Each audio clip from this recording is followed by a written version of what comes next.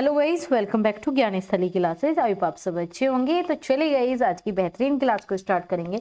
जैसा कि आप सभी को पता है, यहाँ पर डेली आपके मॉक टेस्ट कराए जा रहे हैं, जो कि आपके सीटेट के एग्जाम को बहुत ही ज्यादा इजी बना देंगे। और जिस तरीके से हम करते हैं वो बहुत ही ज्यादा इंपॉर्टेंट है आप सभी के एग्जाम के लिए।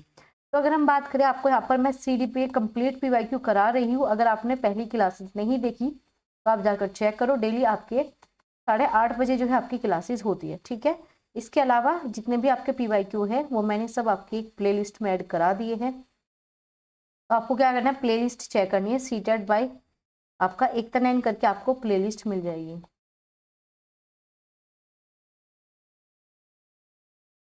ठीक है, आपको इस नाम से प्लेलिस्ट मिल जाएगी। और इसके अलावा जब आप ज्ञान स्थली चैनल को देखते हो तो वहाँ पर CDP का कंप्लीट कोर्स आपको मिल जाएगा, तो आप वो जाकर प्लेलिस्ट चेक कर लेना। इसके अलावा जो है आपको यहाँ पर हिंदी की भी कंप्लीट पेडागोजी मैंने आपको करा रखी है। अगर आपने वो नहीं देखी तो आप जरूर चेक कर लेना, क्योंकि आपके एग्जाम के लिए बहुत ही ज़्यादा इंपॉर्टेंट है और ये आपको देखनी ही होगी।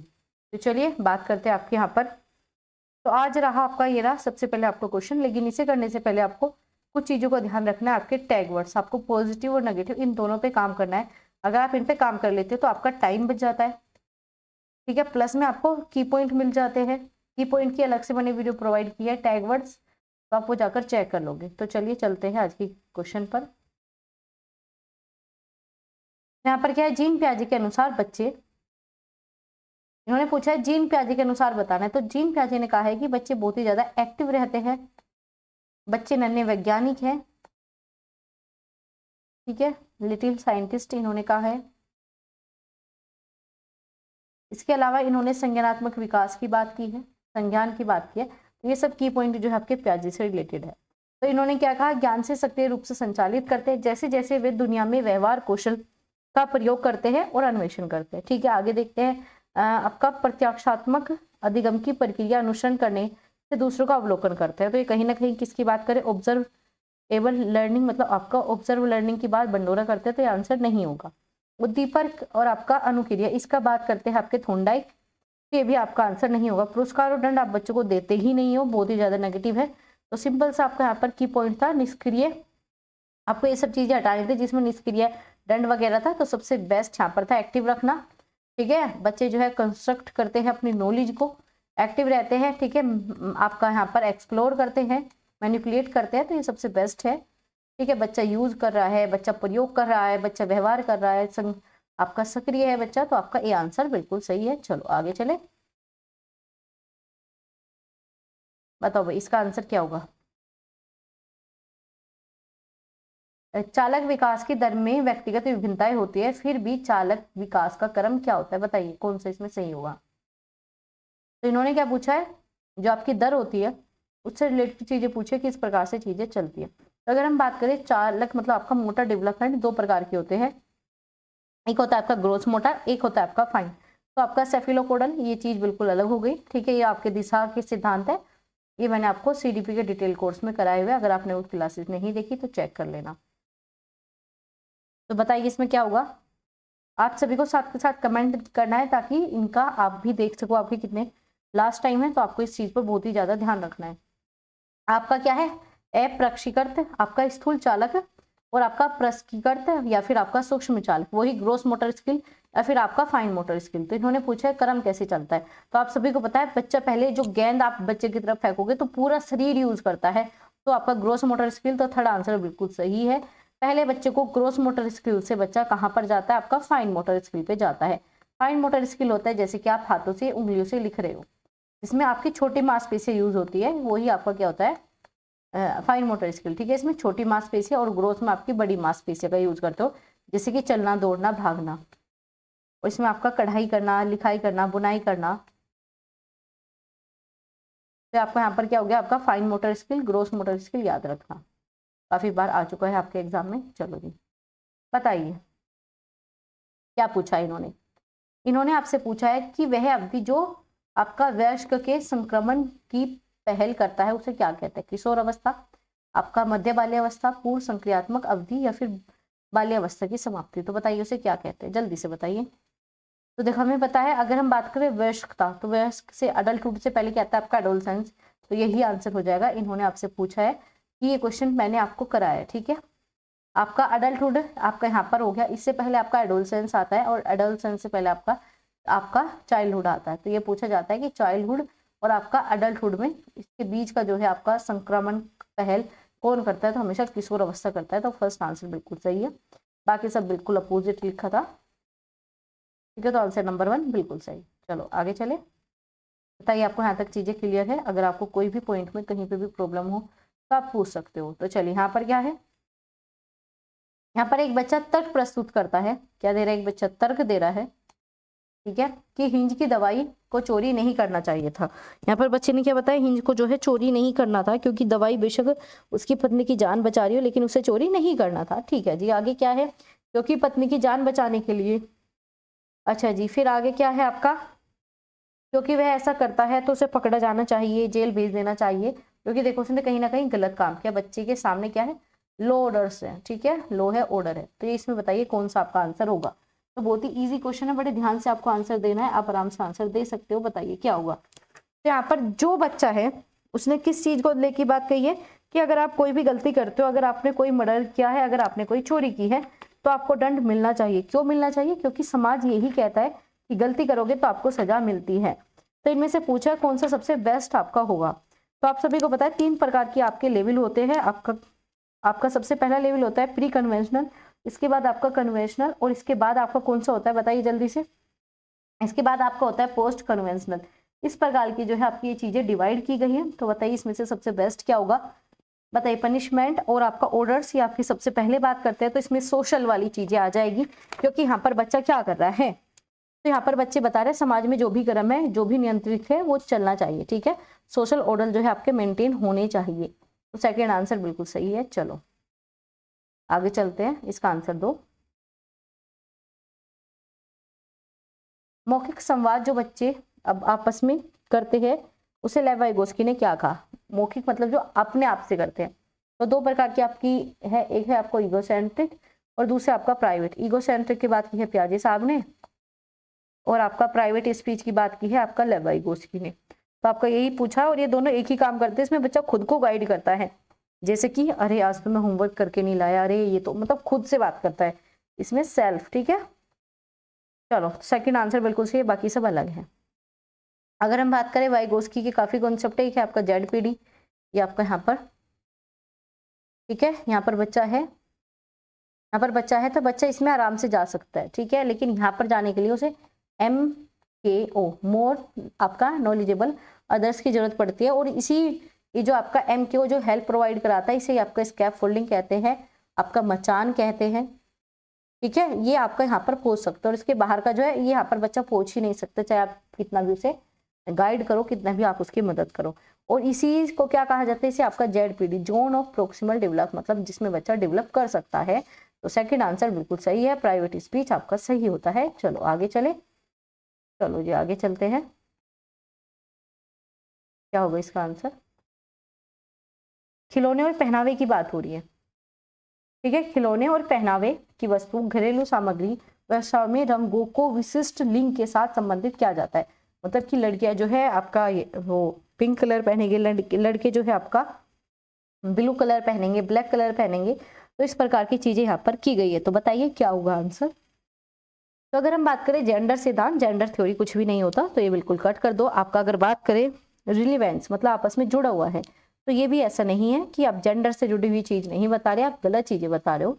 तो जेंडर की पहचान करना नहीं जी, हम आइडेंटिटी की बात भी नहीं कर रहे, हम कर रहे हैं स्टेरियोटाइप की बात कि लड़कियां जो है घर में रहेगी, लड़के जो है बाहर से कमा के लाएंगे। तो ये रूढ़िवादिता है, चीजें आपने पहले से कुछ ऐसे विचार, कुछ ऐसी अवधारणाएं अपनी फिक्स की हुई, आप उन्हीं की मान्यता में फंसे हुए हो, जो कि कहीं ना कहीं गलत है, और आप भेदभाव करते हो इस चीज को लेकर। ठीक है, तो बिल्कुल सही है आपका आंसर। चलो बताइए, एक प्रारंभिक कक्षा कक्ष में एक बच्ची अपने साथ जो अनुभव लाती है, ठीक है, तो वो पूछा है क्या होगा? उसे अस्वीकार करना चाहिए, उसकी अपेक्षा करनी चाहिए, उन पर ध्यान नहीं देना चाहिए, उन्हें शामिल कर उनका संचय करना चाहिए। बताइए, हमें पता है डिनाई हम नहीं करते, स्वीकार क्यों करोगे? अरे बच्चा एक्सपीरियंस लेके आ रहा है, तो आप उससे रिलेट करके उसे जोड़ के जो है आगे बढ़ाओ बच्चा, तभी तो। अब आपने पहले कल क्वेश्चन किए हैं, आपके पास कल का एक्सपीरियंस है, कल आपने 8:30 बजे वाली क्लास की है, तो आपके पास उस क्वेश्चन का एक्सपीरियंस है, तो आप इसमें यूज करोगे।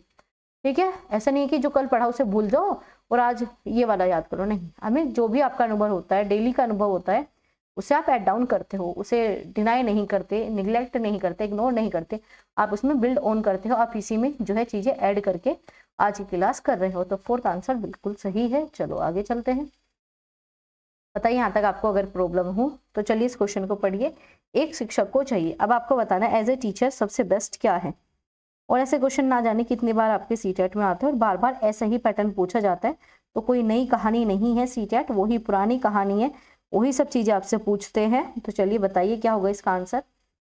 तो सबसे पहले क्या, तुलना करना। बच्चों के बीच में आप अधिकतम तुलना करने की बात करोगे तो आप सभी को पता है, अगर आपने तुलना करने की बात कर दी तो आप बच्चों को जो है पीछे रख रहे हो, बच्चों को बहुत ही ज्यादा आप गलत चीजें कर रहे हो, तो ये आपका बहुत ही ज्यादा गलत हो जाएगा। तो आपको सीधा इसे कट करना है।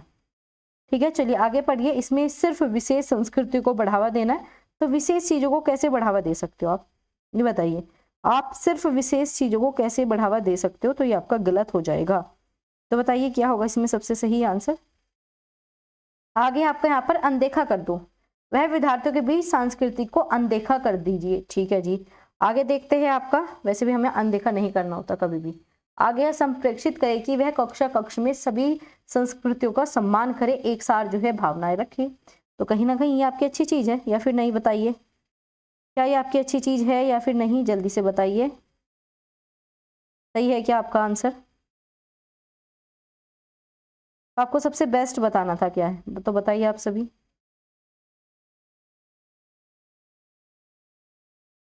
चलो, तो आपका यहाँ पर फोर्थ आंसर बिल्कुल सही है, जो कि आप सभी सही बता भी रहे हो। ठीक है, संप्रेक्षित करना है, सभी संस्कृतियों को सम्मान देना है, ना तो हमें अनदेखा करना है, ना ही किसी विशेष संस्कृति को बढ़ावा देना है, और तुलना तो हमें बिल्कुल नहीं करना। ये आपके टैग वर्ड्स की क्लास मैंने आपको प्रोवाइड की है, उसमें मैंने आपको बताया हुआ है। चलिए बताइए क्वेश्चन नंबर 9 आपका RTE एक्ट, ये मैं आपको करा दूंगी कल। ठीक है, ताकि आपके सारे क्वेश्चन बन सके। तो आपका RTE एक्ट हो, आपका NCF हो, आपका NEP हो, ये एक ही बात करते हैं। किसकी बात करते हैं, आपका जो अधिनियम होता है, जो राइट टू एजुकेशन एक्ट है 2009, ये बात करता है आपका इंक्लूसिव एजुकेशन। पृथक करना नहीं होता, हमें बच्चों को अलग नहीं करना। ठीक है, मुख्य धारा से जोड़ना, ये बिल्कुल सही है। हमें क्या करना है, बच्चों को मुख्य धारा से जोड़ दो ताकि बच्चा और बेटर तरीके से कर सके। लेकिन इससे भी बेस्ट ऑप्शन क्या है आपका समावेशी, हमें इंक्लूसिव एजुकेशन से ज्यादा जोड़ोगे। ठीक है, मुख्य धारा में तो लाना है जो चीजें चल रही है, लेकिन इससे भी बेस्ट ऑप्शन है आपका इंक्लूसिव एजुकेशन। तो आप क्या करोगे, इंक्लूसिव एजुकेशन से जोड़ दोगे। ये आपका RTE ने भी कहा है कि बच्चों को जो है समावेशी शिक्षा लाओ, बच्चों को समावेशी शिक्षा के साथ बढ़ावा आपको देना है। तो आपका फोर्थ आंसर बिल्कुल गलत हो जाएगा। तो आपका यहाँ पर क्या हो जाएगा, आंसर नंबर आपका सही जो है वो है आपका सेकंड, आपका समावेशी शिक्षा। ठीक है, ये आपका यहाँ पर सही हो जाएगा। ठीक है, चलो आगे चले। यह विचार है कि सभी बच्चों को एक नियमित विद्यालय अवस्था को समान शिक्षा प्रदान करनी है। तो वही आपसे पूछा है कि आपको एक ऐसी चीजें देनी है जिससे क्या हो, बच्चे में समानता की भावना आए। तो समानता की भावना कैसे आएगी, बताइए जल्दी से आप सभी। अगर हमें बच्चों को बढ़ावा देना है, हमें बच्चों को आगे लेकर जाना है, समानता की भावना लेके आनी है, तो आप ऐसा कौन सा चीज यूज करोगे जिससे बच्चा और ज्यादा एक्टिव हो, जिससे बच्चा और बेहतर तरीके से सीखे। तो बताइए क्या होगा, जल्दी से आप आंसर दो, फिर हम आगे चलते हैं। जल्दी से बताइएगा। तो हमें पता है हमें क्या करना है, बच्चों को समावेशी शिक्षा की बात करनी है। तो आपका यहाँ पर बिल्कुल सही है ए आंसर। अगर हम बात करें मुख्य धारा, विशेष शिक्षा, आपका सिर्फ संस्कृति, मल्टी कल्चर एजुकेशन, तो बच्चे का प्रॉपर विकास नहीं होगा। समावेशी में सबसे बेस्ट है आपका। चलो इसका आंसर दीजिए आप, जल्दी से आप मुझे आंसर बताइए क्या होगा इसका आंसर।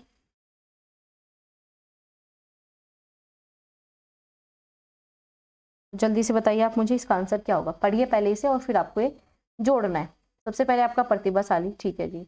आगे आपका यहाँ पर अधिगम असक्षमता मतलब लर्निंग डिसेबल की बात की है, तो ये बहुत ही ज्यादा क्या हो जाता है, नेगेटिव हो जाता है। कैसे होगा नेगेटिव, बताइए।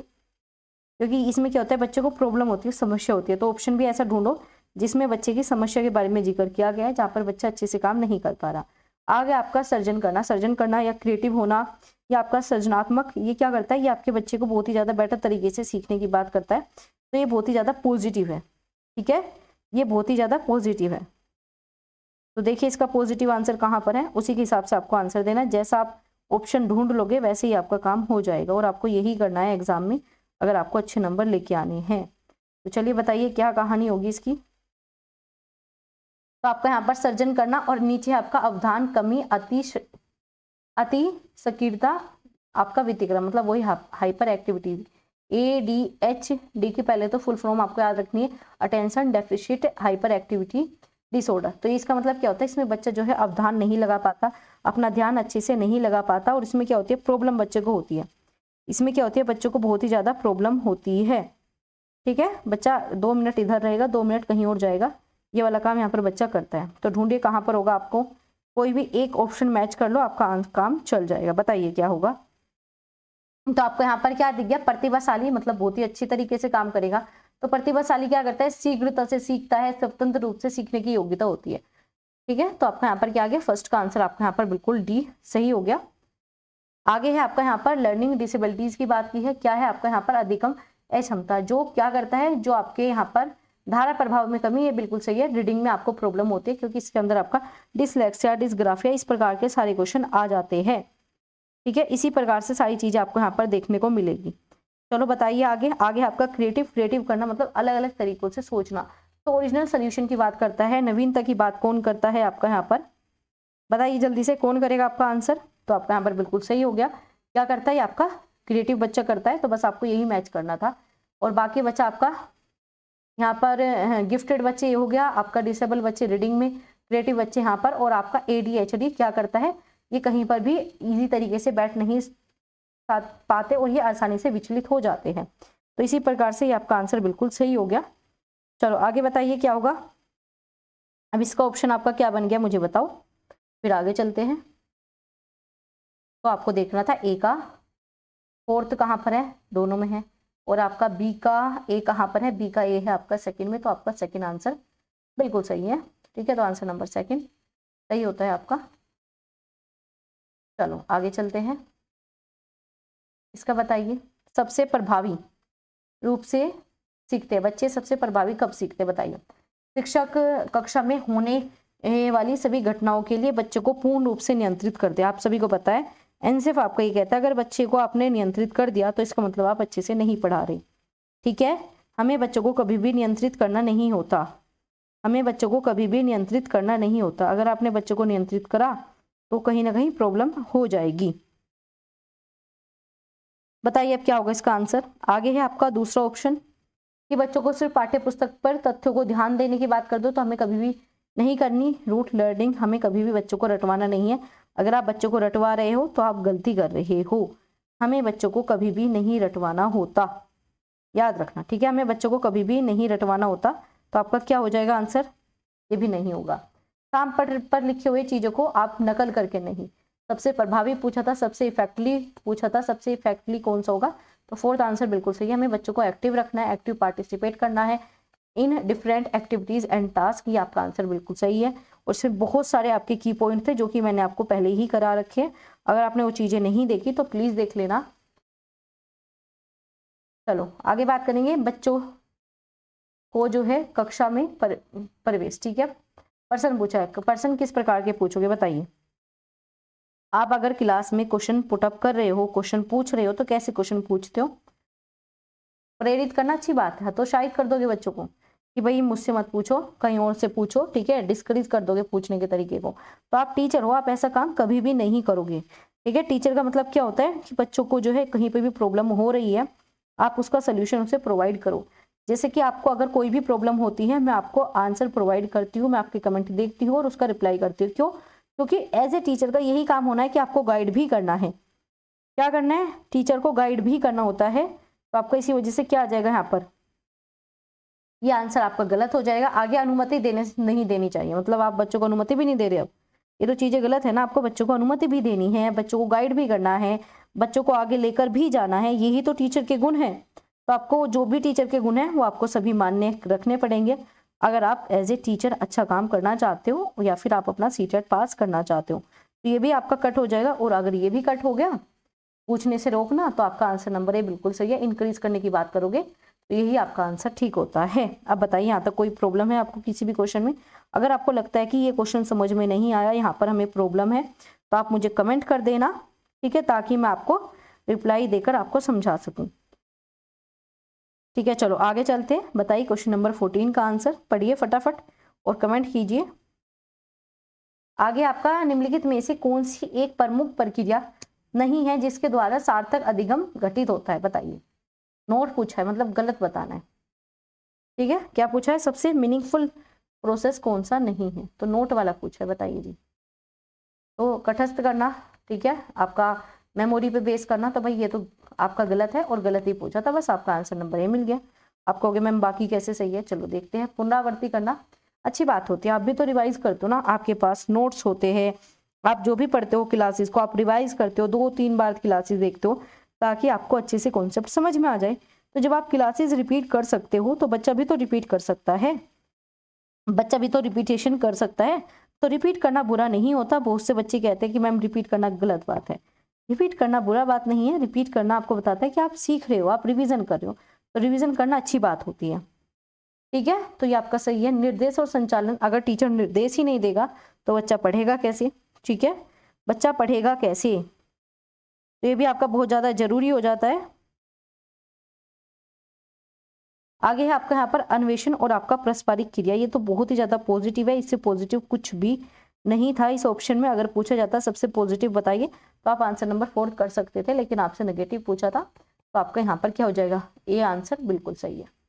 चलो क्वेश्चन नंबर 15 पे चलते हैं, जल्दी से बताइए इसका क्या आंसर होगा, पढ़िए और मुझे बताइए।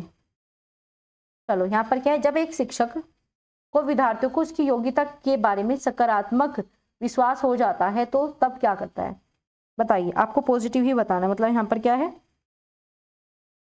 यहाँ पर क्या है, जल्दी से बताइए।